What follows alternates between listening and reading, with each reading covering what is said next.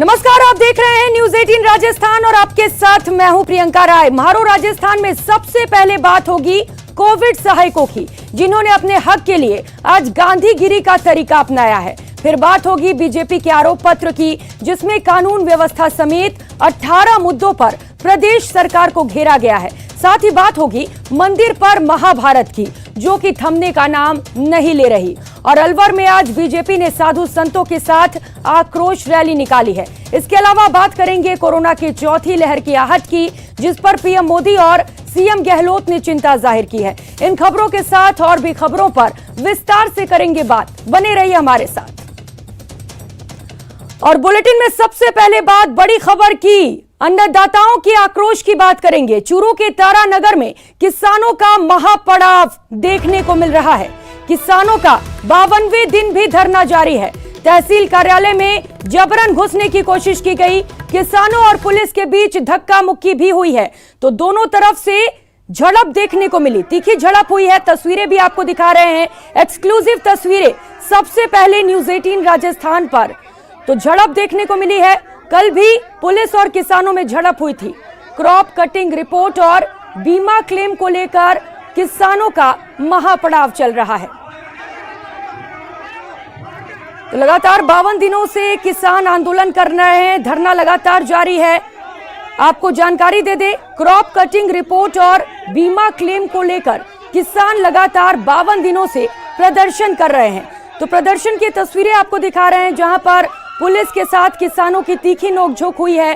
झड़प की तस्वीरें आप देख सकते हैं, जहां पर बड़ी संख्या में किसान एकत्रित हुए हैं। इसके साथ ही पुलिस फोर्स की भी तैनाती कर दी गई है।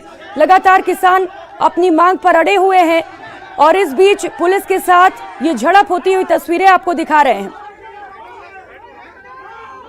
तो दो तस्वीरें आपके टीवी स्क्रीन पर दिखा रहे हैं। पहली तस्वीर आज की है, 52 दिन इस धरना प्रदर्शन को हो चुका है। और पहली तस्वीर आप जो देख रहे हैं वो आज की तस्वीर है, जहां पर किसानों और पुलिस के बीच झड़प हो रही है। वहीं जो दूसरी तस्वीर आपको टीवी स्क्रीन पर दिखा रहे हैं वो कल की तस्वीर है। कल भी कुछ ऐसी ही तस्वीर सामने आई थी, जहां पर किसानों और पुलिस के बीच में झड़प हुई थी। और ज्यादा जानकारी के साथ सहयोगी मनोज शर्मा इस वक्त हमारे साथ जुड़ चुके हैं। मनोज, क्या कुछ अपडेट? प्रियंका, मैं बताना चाहूंगा कि जो फसल बीमा क्लेम और क्रॉप कटिंग रिपोर्ट है उसको सार्वजनिक किए जाने की जो मुख्य मांगे हैं, हालांकि 18 सूत्री मांगों को लेकर ये 52वें दिन ये धरना चल रहा है। और कल से जो किसान है वो तारानगर तहसील कार्यालय के आगे पड़ाव डाल रखा है। उन्होंने रात भर भी किसान वहां रहे थे और कल जैसा कि घटना घटी थी, पुलिस के साथ सीधी इनकी झड़प हुई थी, वैसा ही कुछ नजारा आज भी देखने को मिला, जहां किसान और पुलिस है वो आमने सामने हुई। पुलिस के द्वारा जो किसान हैं उन किसानों को तहसील कार्यालय में घुसने से रोकने के लिए ये धक्का मुक्की की जो घटना हुई है वो आज की घटना है, जिस दौरान किसान तहसील कार्यालय में जबरन घुसना चाह रहे थे। उस वक्त पुलिस के द्वारा उनको वहीं पर रोक दिया गया और इस दौरान जो किसान है वो काफी आक्रोशित भी हो गए। मैं बताना चाहूंगा कि 18 सूत्री जो इनकी मांगे हैं किसानों की, उसको लेकर कल भी जो प्रतिनिधि मंडल था किसानों का, उनकी वार्ता हुई थी।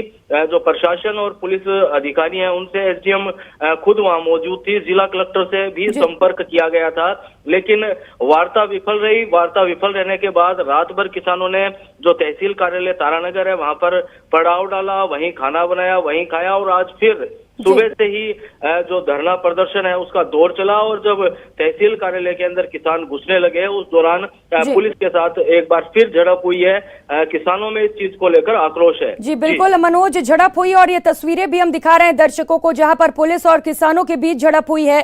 फिलहाल देखने वाली बात ये होगी कि किसानों की मांग कब तक पूरी हो पाती है। बहुत शुक्रिया आपका मनोज तमाम जानकारियों के लिए।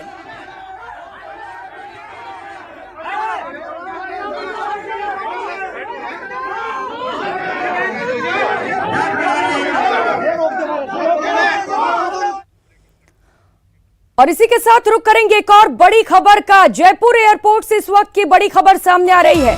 आज भी जयपुर एयरपोर्ट पर डीआरआई ने बड़ी कार्रवाई को अंजाम दिया है। डीआरआई ने आज कुल 5 किलो तस्करी का सोना पकड़ा है। 2 करोड़ 62 लाख से ज्यादा इस सोने की कीमत बताई जा रही है। तो सोने की कीमत 2,62,00,000 बताई जा रही है। एयर अरबिया की फ्लाइट से तस्करी कर ये सोना इंडिया लाया गया है। सोने को लाने वाले यात्री फ्लाइट से यात्रा नहीं कर रहे। 1-1 किलो की 2 हथौड़ी, 3 किलो वजन की सोने की स्त्री को DRI ने जब्त कर लिया है। तस्करी करने वाले यात्री की DRI लगातार गहराई से जांच कर रही है।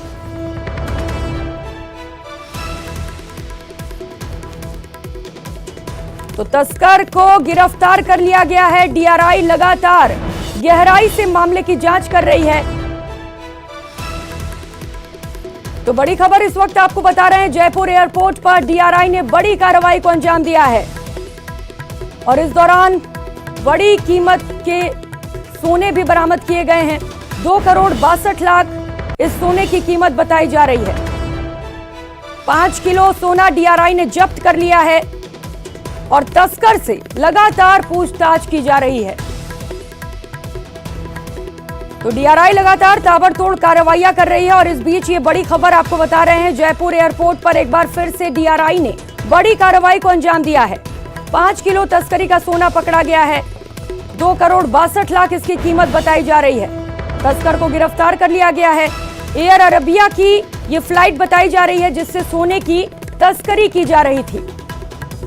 तो फिलहाल पूछताछ के बाद ही पता चल सकेगा कि ये गिरोह कहां पर है और इसके तार किसके किसके साथ जुड़े हुए हैं। और ज्यादा जानकारी के साथ सहयोगी राकेश कुमार इस वक्त हमारे साथ जुड़ चुके हैं। राकेश, क्या कुछ जानकारी, बड़ा खुलासा हुआ है? बिल्कुल, देखिए ये अब तक की लगभग DRI द्वारा जो कार्रवाई की गई है, बड़ी कार्रवाई है इस वित्त वर्ष की, क्योंकि 5 किलो सोना मिला है और इसमें जो यात्री जो तस्करी करने वाले थे वो इस सामान के साथ नहीं आए थे। जब ये फ्लाइट एयर अरबिया की फ्लाइट थी, शारजाह से जब चली थी तो एयर इंटेलिजेंस के जरिए DRI को सूचना मिली थी कि बैग में बड़े पैमाने पर सोना आ रहा है। तो जिस तरीके से जो तस्करी की गई, जो एक प्रेस होती है स्त्री आयरन जिसको कहते हैं, उसके अंदर 3 किलो सोना भरा गया था। यानी उस स्त्री के ऊपर लोहे का कवर चढ़ाया गया और उसके अंदर सोना भरा गया था। 3 किलो सोना स्त्री से निकला। इसके अलावा 2 हथौड़े थे जो मजदूरों के काम में आते हैं, लेकिन उन हथौड़ों को जब काटा गया, उनके ऊपर लोहा जो लगा था उसको काटा गया तो उनके अंदर से 1-1 किलो यानी 2 किलो सोना निकला। 2,62,00,000 का ये सोना आज DRI ने जब्त किया है। बड़ी कार्रवाई DRI ने की है, क्योंकि संभवतः जो अरब देश है वहां से सोना आता है, लेकिन इतने बड़े पैमाने पर तस्करी करके लाने का मामला DRI ने पहली बार पकड़ा है, जब एक ऐसी फ्लाइट से आया हो जिसके साथ कोई यात्री नहीं आया हो। और अभी चूंकि DRI इस पूरे मामले की गहनता से छानबीन कर रही है। जी, और बिल्कुल राकेश, जिस तरीके से 2 करोड़ से ऊपर के सोने बरामद किए गए हैं, कहीं ना कहीं बड़े गैंग का भी खुलासा हो सकता है। बिल्कुल, निश्चित तौर पर, क्योंकि जैसी हमारी बात हुई है, जिन लोगों ने जो वहां से लेकर आए थे, ये 5 किलो सोना 2,62,00,000 का ये सप्लाई होना राजस्थान में, क्योंकि कोई व्यक्ति विशेष या जिस तरीके के जो लोग वहां से आते हैं वो खासतौर पर मजदूर श्रेणी के लोग होते हैं। हथौड़ा जो है मजदूर करने वाले लोग ही लेकर के आते जाते हैं। प्रेस है वो भी, तो उनकी क्षमताएं इतनी बड़ी नहीं होती है। तो ये बड़ा एक रैकेट होता है, गिरोह होता है जो सोना वहां से तस्करी के जरिए भेजता है और यहाँ फिर उसको ऊंचे दामों पर बेचता है और जो सरकार को कहीं ना कहीं टैक्स चोरी की इसमें जो नुकसान पहुंचाया। बिल्कुल राकेश, एक बड़ा गिरोह है, क्योंकि 2,62,00,000 सोने की तस्करी की जा रही थी यहाँ पर। लेकिन ये तस्वीरें हम दिखा रहे हैं दर्शकों को, जहां पर इस बड़े साजिश को नाकाम कर दिया गया है और DRI ने इस बड़ी कार्रवाई को अंजाम देते हुए सोने को जब्त कर लिया है। बहुत शुक्रिया आपका राकेश, तमाम जानकारियों के लिए।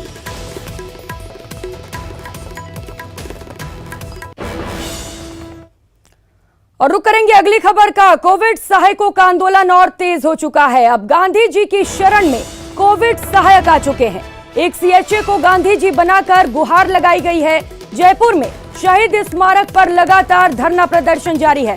संविदा कैडर में शामिल किए जाने की मांग की जा रही है। तो कोविड स्वास्थ्य सहायकों का धरना 27वें दिन भी जारी है। आज कोविड स्वास्थ्य सहायकों ने गांधी गिरी का रास्ता अपनाया है। इन प्रदर्शनकारियों ने आज गांधी जी के वेश में प्रदर्शन किया। आपको बता दें कि ये सहायक 27 दिन से जयपुर में शहीद स्मारक पर धरने पर डटे हुए हैं और खुद को संविदा कैडर में शामिल किए जाने की मांग कर रहे हैं। इससे पहले कल स्वास्थ्य सचिव के साथ उनकी वार्ता हुई थी, जो विफल हो गई थी। वाइज आंदोलन स्टार्ट किया, जिसमें भरतपुर, दौसा और करौली सवाई माधोपुर में आंदोलन कर चुके हैं। इसी तरह पूरे राजस्थान के अंदर जिला वाइज आंदोलन स्टार्ट हुआ है, जिसमें कर्मचारी वर्ग, किसान नेता और साथी, ग्रामीण साथी और परिजन, ये मिलकर पूरे राजस्थान में आंदोलनरत है। और ये आंदोलन तब तक चलेगा जब तक सरकार मांगे नहीं मान ली जाएगी। जो कार्य किया था कोरोना के काल के दौरान, वो हमने ये मान लिया है कि हमने जन सेवा की है और जो सैलरी है उससे ये आंदोलन चलाएंगे। और आप देख लीजिए 103 करोड़ है, उससे कितने दिन आंदोलन चल सकता है। और इस वक्त जयपुर से हमारी सहयोगी सौरभ गृहस्थी इस वक्त हमारे साथ जुड़ चुके हैं। सौरभ, अब कोविड स्वास्थ्य सहायकों ने गांधीगिरी का रास्ता अपनाया है, क्या लगता है इस रास्ते पर मंजिल मिल पाएगी उन्हें?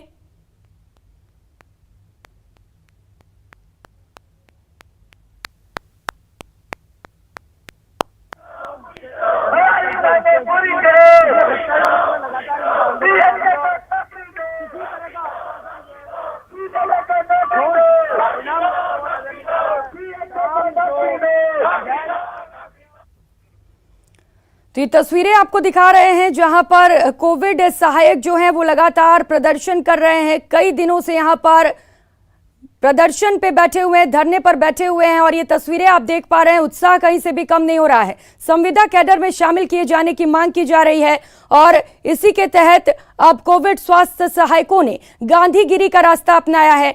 एक स्वास्थ्य सहायक यहां पर गांधी जी के वेश में है और सभी उससे अपनी मांगों को पूरा करने की अपील कर रहे हैं। तो तस्वीरें आप देखकर ये अंदाजा लगा सकते हैं कि इतने दिनों बाद भी जोश कहीं से कम नहीं हुआ है और उनका कहना है कि जब तक मांगे पूरी नहीं हो जाती हैं वो ऐसे ही आंदोलन करते रहेंगे, धरने पर बैठे रहेंगे।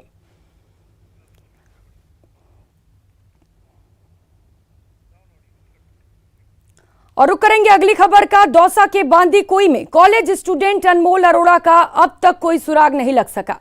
किडनैपर्स की तलाश में पुलिस जगह जगह दबिश तो दे रही है, लेकिन ना तो पुलिस को अभी तक कोई ठोस सुराग हाथ लगा है और ना ही किडनैपर्स के बारे में अभी तक कोई जानकारी हाथ लगी है। इधर अनमोल अरोड़ा के परिजनों का रो रो कर बुरा हाल है और छात्र के परिजनों का सब्र का बांध टूटने लगा है।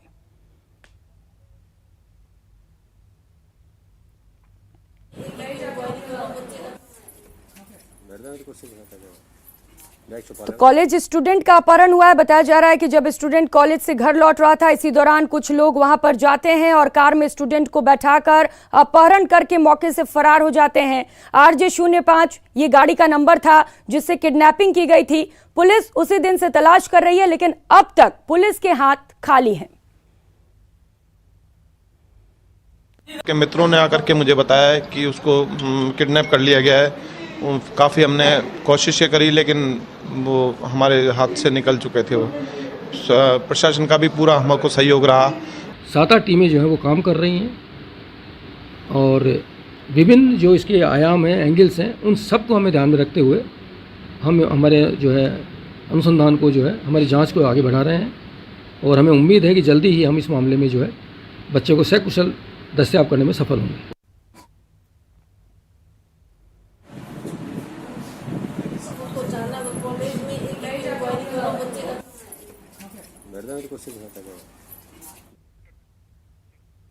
तो वहीं कॉलेज छात्र की किडनैपिंग मामले की जांच के लिए जयपुर रेंज के आईजी उमेश चंद्र दत्ता बांदीकुई पहुंचे।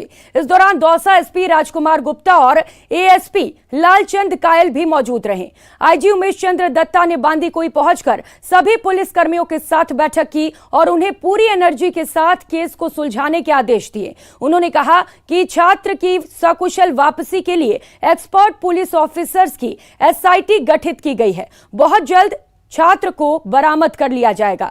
कॉलेज स्टूडेंट किडनैपिंग मामले में पुलिस ने पूरी ताकत झोंक दी है, लेकिन अब तक पुलिस के हाथ खाली हैं। तो कॉलेज स्टूडेंट की किडनैपिंग पर आईजी ने यह बयान दिया है ना, और अपने पूरे के पूरे एनर्जी को झोंकना, ये हम पूरा कर रहे हैं और निश्चित तौर पे हमें इसमें सफलता प्राप्त होगी, ये हम पूरा विश्वास रखते हैं। और अब बात दौसा की। दौसा में महिला और गैंगरेप और हत्या मामले में एक पत्र वायरल हो रहा है। पत्र में आरोपियों की गांव सिसोदिया में सामाजिक पंचायत किए जाने की बात लिखी गई है। हैंस पत्र में लिखा गया है कि पंच पटेलों ने ये निर्णय लिया है कि सिसोदिया गांव के रहने वाले आरोपी कालू मीणा और संजीव मीणा के परिवारजनों को पीड़िता के साथ किए गए कृत्य के लिए समाज से निकाला जाता है। इसके लिए कुल 7 परिवारों को समाज से बहिष्कृत करने का निर्णय लिया गया है। पत्र में इन परिवारों के हुक्का पानी बंद करने की भी बात लिखी गई है। पंचायत के इस फरमान वाले पत्र की न्यूज़ 18 पुष्टि नहीं करता।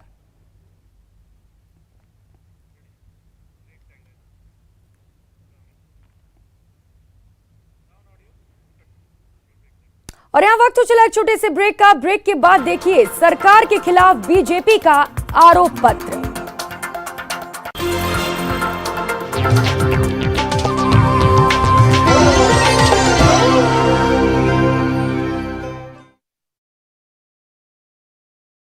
सारी पार्टियों को मैं सबकी जानकारी हो जाएगी। किसी सत्ता में होते हुए भी अपनी पार्टी का गुणगान करना या अपनी पार्टी की विशेषताएं बताना वो उचित नहीं है। पाठ्यक्रमों में भी इस चीज को शामिल नहीं करना चाहिए। नहीं, पाठ्यक्रम में नहीं करना चाहिए, किसी का नहीं करना चाहिए। मरोदरा में शिक्षा को लेकर सियासी वार पलटवार आम बात है। कांग्रेस बीजेपी पर शिक्षा के भगवाकरण का आरोप लगाती है तो बीजेपी कांग्रेस पर भारत के महापुरुषों को उचित सम्मान न देने का आरोप मढ़ती रहती है। Mahesh Dadhich, news 18 network, Jaipur.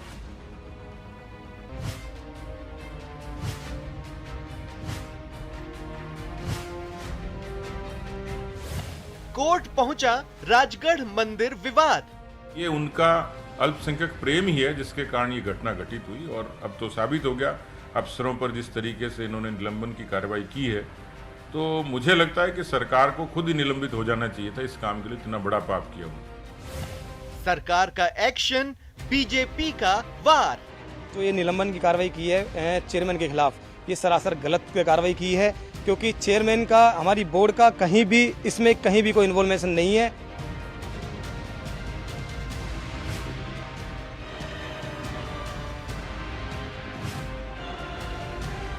अलवर के राजगढ़ में 3 मंदिर समेत ढहाए गए मकानों और दुकानों के मामले में सरकार की ओर से 2 तरफा कार्रवाई शुरू की गई है। एक तरफ तो तोड़े गए मकानों और दुकानों का सर्वे किया जा रहा है तो दूसरी ओर सरकार ने अतिक्रमण की आड़ में 17 अप्रैल की कार्रवाई को लेकर राजगढ़ के उपखंड अधिकारी केशव मीणा, नगर पालिका ईओ बनवारी लाल मीणा और राजगढ़ नगर पालिका अध्यक्ष सतीश दुहरिया को निलंबित कर दिया है। लेकिन नगर पालिका अध्यक्ष के निलंबन को लेकर बीजेपी सरकार पर हमलावर है। चेयरमैन का सस्पेंशन भी दुर्भाग्यपूर्ण भी है और इसलिए मैंने कहा कि ये तो सरकार के सस्पेंशन तक का काम है। चेयरमैन इस मामले में कहीं भी किसी भी तरीके से दोषी नहीं था। ये केवल कांग्रेस ने आरोपों से, पापों से बचने के लिए उसको ढाल बनाया।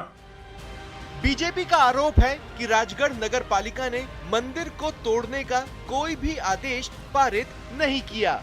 राजगढ़ की घटना के बारे में अब कांग्रेस पूरे तरीके से बेनकाब हो गई है। जिस तरीके के कुतर्क दिए गए थे, पुअर डिफेंस उन्होंने दिया था, नगरपालिका के बोर्ड के चेयरमैन पर सिर्फ तोहमत लगाने की कोशिश की थी। आज उन्होंने एसडीएम को और ईओ को सस्पेंड करके ये साबित कर दिया कि कहीं न कहीं प्रशासनिक खामी थी और प्रशासन केवल बोर्ड के चेयरमैन से नहीं चलता है। मास्टर प्लान के तहत यहाँ सड़कें चौड़ी की जाए, जबकि हमारा प्रस्ताव के अंदर, हमारी बोर्ड के अंदर कहीं भी मास्टर प्लान का जिक्र नहीं है, न कहीं मंदिर का जिक्र है कि इनको तोड़ दिए जाए। ये सरकार की सोची समझी चाल है। दरअसल मंदिर तोड़े जाने के लिए सरकार शुरू से ही राजगढ़ नगर पालिका बोर्ड को जिम्मेदार बताती रही है। इस बोर्ड पर बीजेपी का कब्जा है। वहीं बीजेपी का आरोप है कि मंदिर तोड़े जाने के लिए सीधे तौर पर राजगढ़ के विधायक जिम्मेदार हैं।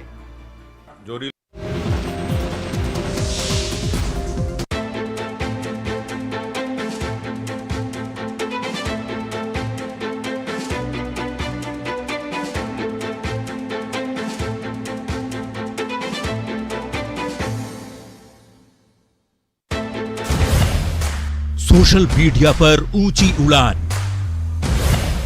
न्यूज़ 18 राजस्थान का एक और कीर्तिमान। न्यूज़ 18 राजस्थान को मिला दर्शकों का प्यार। YouTube पर सब्सक्राइबर हुए 30 लाख के पार। प्रदेश के सभी चैनलों से कई कदम आगे न्यूज 18 राजस्थान।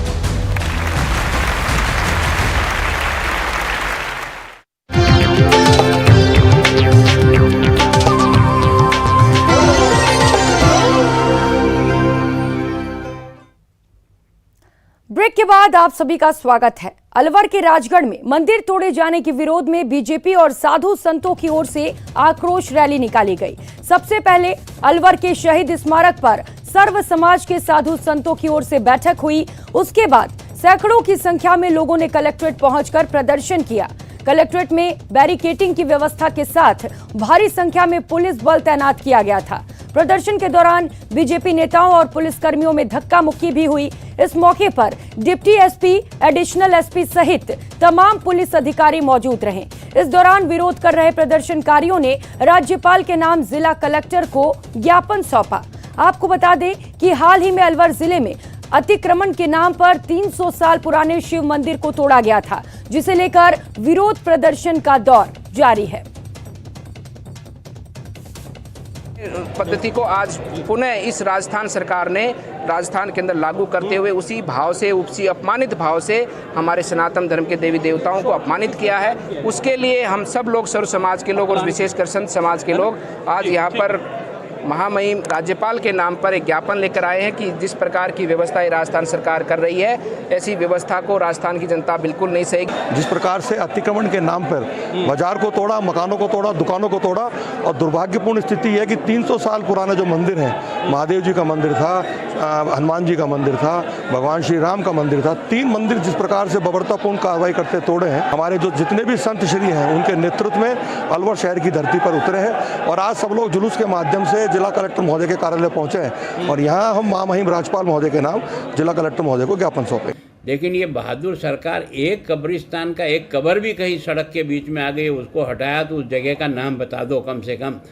तो ये जो तुम्हारा दोहरा चरित्र है, यही सबसे बड़ा नाराजगी का कारण बनता है और इसके कारण से ही आज अलवर में लोग लोकतांत्रिक तरीके से विरोध जाहिर कर रहे हैं। और मैं सोचता हूँ हिंदूवादी लोगों का कोई भी रैली कभी भी कानून को नहीं तोड़ती है जब तक कि कोई शरारती लोग इस पर हमला करके इसको अहिंसा को हिंसा में बदलने का प्रयत्न नहीं करते, तब तक नहीं होता। तो अलवर में मंदिर को लेकर बवाल जारी है। राजगढ़ में मंदिर तोड़ने के मामले में आज संत समाज ने प्रदर्शन किया। इस प्रदर्शन पर अब उद्योग मंत्री शकुंतला रावत ने निशाना साधा है। रावत ने कहा कि कार्यकाल में सबसे ज्यादा मंदिर बीजेपी के कार्यकाल में तोड़े गए हैं। वहीं राजगढ़ में मंदिर तोड़ने का फैसला नगर पालिका में बीजेपी के वोट का ही था। बीजेपी हिंदुत्व के नाम पर लोगों को बरगला रही है। कोरोना की कोई नई एक ऐसा कोई कीटाणु जो भी कुछ आया, बीमारी जो महामारी थी वैश्विक ओमिक्रॉन, उसके कारण ये हमने पोस्टपोन कर दिया था। राजस्थान के मुख्यमंत्री महोदय की जो सोच है, जो विजन है, जो विचारधारा है कि जल्दी से जल्दी सारे काम होने चाहिए, धरातल पे उतरें और रिसर्जेंट राजस्थान जैसा नहीं हो। तो हमारा जो अभी समिट राजस्थान होने जा रहा है, अब अक्टूबर में करेंगे हम। और अब बात 40 महीने बनाम 18 आरोपों के चार्जशीट की। बीजेपी ने प्रदेश सरकार के खिलाफ चार्जशीट जारी की है। बीजेपी के प्रदेशाध्यक्ष सतीश पूनिया, राजेंद्र राठौड़ और अरुण चतुर्वेदी ने कानून व्यवस्था के हालात पर जमकर सरकार को घेरा। राज्य सरकार को अराजक और अब तक की सबसे भ्रष्ट सरकार करार दिया और अलवर से 5 मई को आंदोलन के आगाज का ऐलान किया। दरअसल बीजेपी अलवर में हुई हाल ही में घटनाओं को लेकर सरकार पर आक्रामक है।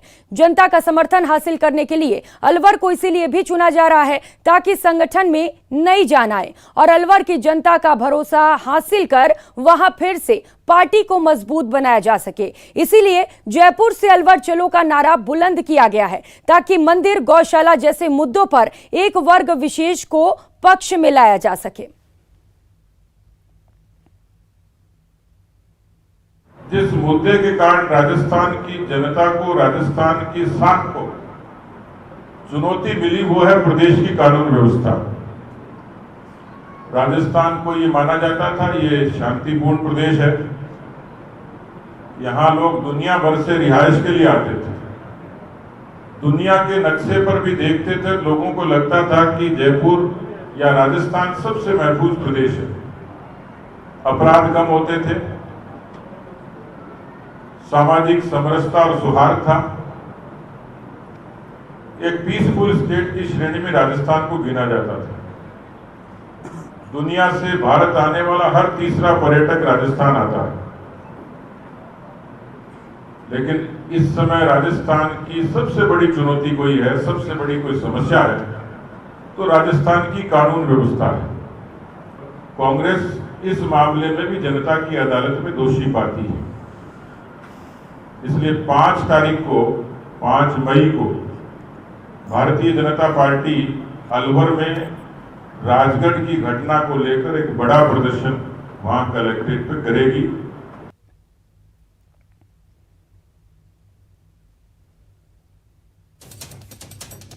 तो ग्राफिक्स के माध्यम से आपको दिखा रहे हैं कि गहलोत सरकार के 40 महीने बनाम 18 आरोप क्या कुछ लगाए गए हैं।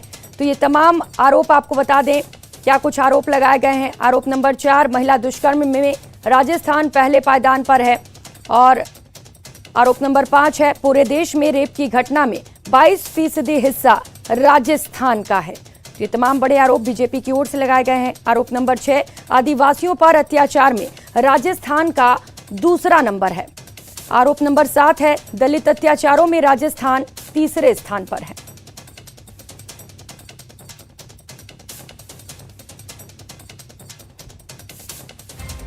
अठारह आरोप वार ताबड़तोड़, 18 सवाल सियासी बवाल, 18 वार कांग्रेस बीजेपी में आर पार, 40 महीने वर्सेस 18 आरोप। जी हां, बीजेपी ने प्रदेश सरकार के खिलाफ आरोप पत्र जारी किया है। कानून व्यवस्था से लेकर भ्रष्टाचार के मुद्दों तक प्रदेश सरकार को घेरने की कोशिश की गई है। पहले देखिए 40 महीने बनाम 18 आरोप। आरोप नंबर 1, प्रदेश में कानून व्यवस्था की स्थिति बिगड़ गई है। आरोप नंबर 2, लोग खौफ के साए में जीने को मजबूर हैं। आरोप नंबर 3, पर्यटक प्रदेश में आने से डरने लगे हैं। आरोप नंबर 4, महिला दुष्कर्म में राजस्थान पहले पायदान पर। आरोप नंबर 5, पूरे देश में रेप की घटना में 22% हिस्सा राजस्थान का। आरोप नंबर 6, आदिवासियों पर अत्याचार में राजस्थान का दूसरा नंबर। आरोप नंबर 7, दलित अत्याचारों में राजस्थान तीसरे स्थान पर। आरोप नंबर 8, सांप्रदायिक तनाव की घटनाओं में बेतहाशा बढ़ोतरी। आरोप नंबर 9, अलवर के आपराधिक घटनाओं का चार्जशीट में विशेष उल्लेख। आरोप नंबर 10, थानागाजी रेप को लेकर सरकार को ठहराया जिम्मेदार। आरोप नंबर 11, हरीश जाटव प्रकरण में भी सरकार को घेरा। आरोप number 12, Yogesh Jatav mob lynching पर भी सरकार को ठहराया जिम्मेदार। आरोप नंबर 13, मेवात क्षेत्र में गौकशी की घटनाओं के लिए प्रदेश सरकार जिम्मेदार। आरोप नंबर 14, लव जिहाद के मामलों में राज्य सरकार को ठहराया जिम्मेदार। आरोप नंबर 15, धर्मांतरण की घटनाओं के लिए राज्य सरकार जिम्मेदार। आरोप नंबर 16, राजगढ़ में मंदिरों को तोड़ने के लिए सरकार पर आरोप लगाए गए। आरोप नंबर 17, गौशाला तोड़ने पर भी सरकार की कड़ी आलोचना की गई। आरोप नंबर 18, अपराधियों को राजनीतिक संरक्षण देने का आरोप। इस समय राजस्थान की सबसे बड़ी चुनौती कोई है, सबसे बड़ी कोई समस्या है, तो राजस्थान की कानून व्यवस्था है। 3 वर्षों के इस पूरे कालखंड में 7 लाख से भी ज्यादा FIR दर्ज होना, उस पर मुख्यमंत्री का और डीजी का ये बयान होना, इसमें इतने प्रतिशत फेक हैं, उनके प्रतिशत के हिसाब से भी मुकदमे फेक हैं। तो जिन अबला की असमत लुटते हुए दिखाई देती है। 22% मामले पूरे देश के अंदर जो दुष्कर्म के हुए उसमें हिस्सेदारी हमारी रही। और आज ये बात सही है कि इसका आगाज अलवर जिले में तब हो गया जब थाना गाजी में एक महिला का पति के सामने गैंगरेप हुआ, उसकी वीडियो बना, वीडियो वायरल हुआ और चुनाव के समय में, लोकसभा के चुनाव में सरकार के वोटों में कमी नहीं पड़ जाए इसके लिए उसको दबाया गया। मॉब लिंचिंग भी राजस्थान में सर्वाधिक हुई है। हरीश जाटव, मॉब लिंचिंग में कोई कार्रवाई नहीं, दुखी पिता ने आत्महत्या कर ली। योगेश जाटव, ये दो लोग मॉब लिंचिंग ऐसी है जिसमें मुख्य अपराधी आज भी पुलिस की जकड़ और पकड़ से बाहर है। हम जानते हैं इस बात को कि यहाँ मेवात क्षेत्र को लें तो इस क्षेत्र में कई गांव ऐसे हैं जो गांव बहुसंख्यक समाज से पूरी तरह खत्म हो चुके हैं। लोग ज़्यादातर वहाँ से पलायन कर चुके हैं और बहुसंख्यक समाज का अब इक्के दुक्के घर उन घरों में रहें। मंदिरों को तोड़ने की घटनाएं आम बात हुई हैं, गौकशी की घटनाएं, देशी शराब की स्मगलिंग की घटनाएं, यहाँ से निकल करके दूध को देश भर में जगह जगह पहुँचाना, नकली दूध को, प्लास्टिक के मिल्क को, इसकी घटनाएं, इस तरह से पूरा एक नक्सल। बीजेपी बकायदा अलवर से 5 मई को आंदोलन के आगाज का ऐलान भी कर चुकी है, लेकिन कांग्रेस बीजेपी के हर वार पर पलटवार कर रही है। भारतीय जनता पार्टी खुद अपराध बोध से ग्रस्त है। अलवर में मंदिर तोड़ने के बाद बीजेपी के नेताओं का मानसिक संतुलन बिगड़ गया है।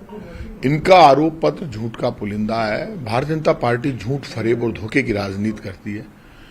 पूरा देश जानता है कि जिन लोगों ने अब और नहीं महंगाई की मार, अब की बार मोदी सरकार का नारा देकर पेट्रोल, डीजल और गैस सिलेंडर के रिकॉर्ड भाव बढ़ा दिए, पूरे देश में महंगाई से लोग मर रहे हैं। भूख, गरीबी, बेरोजगारी से पूरे देश के हालात खराब है। दरअसल बीजेपी अलवर में हुई हाल की घटनाओं को लेकर सरकार पर आक्रामक है। जनता का समर्थन हासिल करने के लिए अलवर को इसीलिए भी चुना जा रहा है ताकि संगठन में नई जान आए और अलवर की जनता का भरोसा हासिल कर वहां फिर से पार्टी को मजबूत बनाया जा सके। इसीलिए जयपुर से अलवर चलो का नारा बुलंद किया गया है ताकि मंदिर, गौशाला जैसे मुद्दों पर एक वर्ग विशेष को पक्ष में लाया जा सके। जयपुर से न्यूज़ 18 राजस्थान के लिए बाबूलाल धायल की रिपोर्ट। और फिलहाल यहाँ वक्त हो चला एक छोटे से ब्रेक का।